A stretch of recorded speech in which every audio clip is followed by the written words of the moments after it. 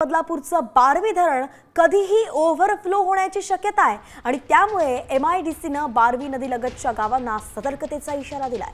कल्याण, अंबरनाथ, उल्हासनगर, मुरबाडच्या तहसीलदारांना तातडीची सूचनाही जारी करण्यात आली आहे। सध्या धरण क्षेत्रात जोरदार पाऊस सुरू आहे आणि त्यामुळे आज किंवा उद्या हे धरण भरण्याची शक्यता आहे। अतिशय महत्त्वाची बातमी आपण पाहतोय। बदलापूरकरांना सतर्कतेचा इशारा देण्यात आलेला आहे, कारण की बारवी धरण कधीही ओव्हरफ्लो होऊ शकतं। अगदी आज किंवा उद्या कधी सुद्धा धरण ओव्हरफ्लो होण्याची शक्यता आहे। संततधार पाऊस पडतोय आणि त्याचा हा परिणाम पाहायला मिळतोय।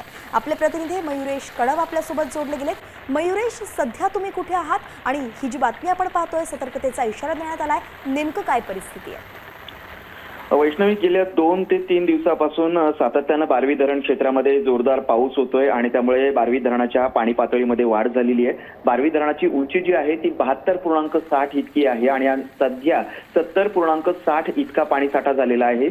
आणि जर का पाऊस असाच पडत राहिला आणि 72.60 पर्यंत पाण्याची पातळी गेली तर धरणाचे स्वयंचलित दरवाजे आहेत ते आपोआप उघडले जातील आणि जो एक्स्ट्राचा पाणीसाठा जो आहे तो उल्हास नदीमध्ये येईल। त्यामुळे उल्हास नदीच्या पाण्याच्या पातळीत वाढ होईल आणि त्या दृष्टिकोनातूनच कार्यकारी अभियंता जे आहेत बारवीचे दुशांत उईके यांनी एक पत्र जारी केलंय।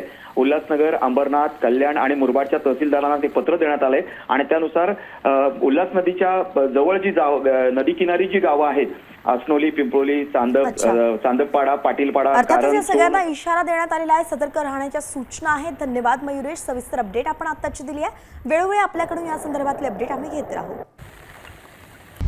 आता isakal.com आहे देशातील नंबर 1 ची मराठी न्यूज वेबसाईट। प्रत्येक अपडेटसाठी isakal.com ला नक्की भेट द्या।